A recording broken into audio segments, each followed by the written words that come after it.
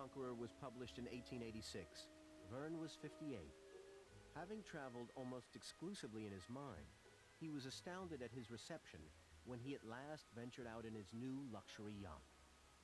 Jules Verne wasn't at all interested in his own fame, and was extremely surprised when people welcomed him in such an extraordinary manner somewhere. In Morocco, for instance, he was welcomed there as if he was the French president or the king of the world. Admired by politicians, nobles, and even the Pope, Verne determined to wear fame as lightly as he could. All that would suddenly change with a shot in the dark.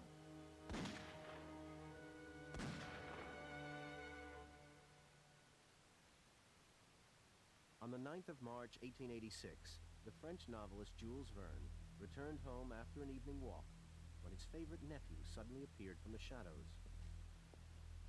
Gaston Verne was clearly unwell. "What was wrong?" asked Jules. The youth replied in gibberish. Then he fumbled in his coat and pulled out a revolver.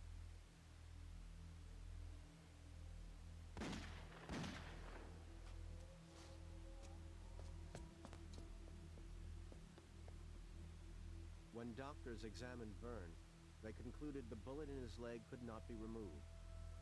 He would be lame for the rest of his life. Why had Gaston Verne shot his uncle? The reason he gave was he did it to make his uncle more famous, which is something only a madman would come up with. Certified insane, Gaston spent the rest of his life in institutions.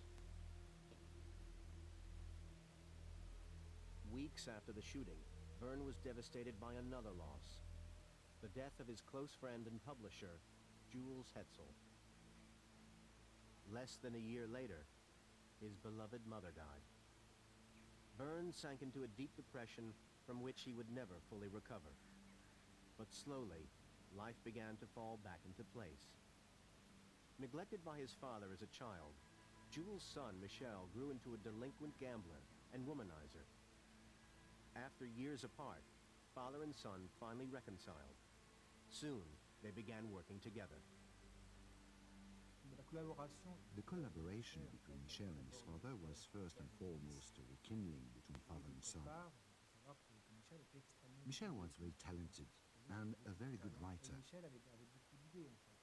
and was able to write novels under his father's name without anyone realizing the difference in terms of style. Michel shared Jules's fascination with the future and with the press.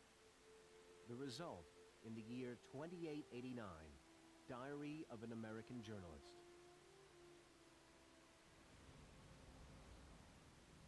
Set in Centropolis, future capital of the United States, it follows a day in the life of the world's most powerful media magnate, Francis Bennett, owner of an electronic newspaper called the Earth Herald. So influential is Bennett, he's the virtual ruler of the world. A man able to control the fate of whole countries with just the nod of his head or the wave of his hand, as the book reveals. Mr. Bennett, the citizens of Great Britain implore you to join our petition. Will you help us in our bid to free ourselves from the American Empire? The Central Powers of Mars are in turmoil. Will you support the revolutionaries? Without Bennett's backing, no scientific undertaking gets off the ground. Please, Mr. Bennett, our suspended animation research urgently needs more funding. Please, with only your help, we can save the project. Written long before television or the internet, Michel's story was a highly prophetic warning about the ever-increasing power of the media, set in a futuristic world where even the clouds carry advertising. Critics dismissed it as too far-fetched.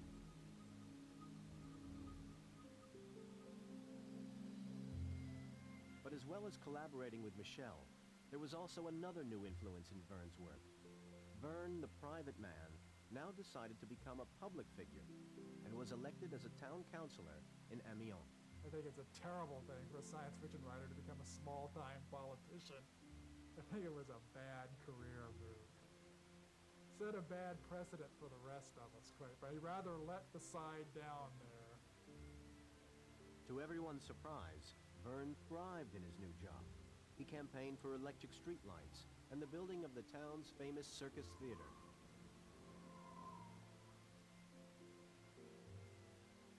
Verne's role as a counselor inspired another novel, one that posed a fundamental question about technology. Can it create a perfect society?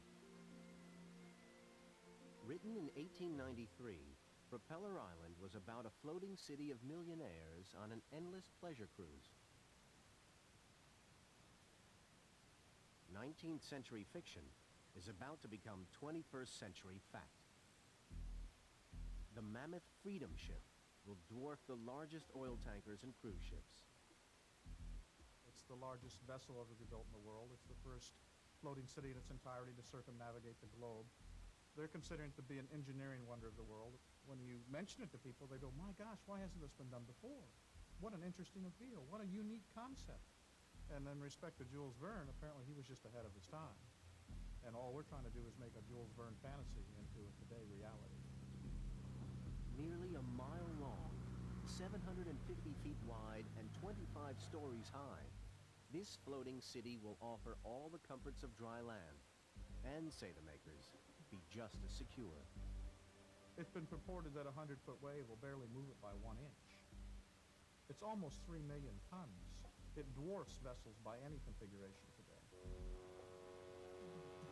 3 times the size of such mega cruisers as the Voyager of the Seas, Freedom Ship will be outfitted with the latest high-tech wizardry, dock in a new country every week, and keep residents endlessly amused. We have over 200 acres of recreation areas. We'll have all the stores, the restaurants. We'll have one of the largest duty-free shopping malls in the world. For the occupants of Propeller Island, monotony is their downfall. Bored by endless parties, they quarrel, then split into 2 camps. And after a struggle to steer the ship in opposite directions, their city is ripped in half. This question of how people can get on with other people is the big unresolved question that we still have today, which he knew in his heart science and technology was not going to solve. And so in a book like Propeller Island, he addresses this notion and says, you know, if you create this ideal environment which can go anywhere in the world, does that free us from the conflicts we have with each other? And the answer is no. The builders of Freedom Ship don't share Verne's pessimism. Ours is very elective. Everybody knows the laws. If they don't believe they can live with them, they simply just are not invited aboard the ship. They're so upbeat, they believe Freedom Ship will be the first of many. We certainly anticipate floating cities of the future will be commonplace. Propeller Island was partly inspired by a trip Verne took aboard the Great Eastern Liner with his brother Paul. Just a year after the book was published, Paul died. It wasn't Verne's last loss. His mistress had also passed away. Confronted by the death of 2 more people so close to him, the workaholic Verne channeled his energy into an unlikely tale for the father of science fiction. A ghost story.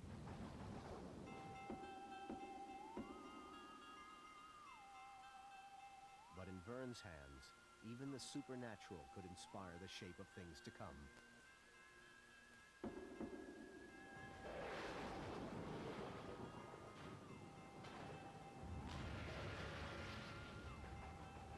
Set in the foreboding mountains of Transylvania, writer Jules Verne's Castle of the Carpathians was unlike anything he'd ever created.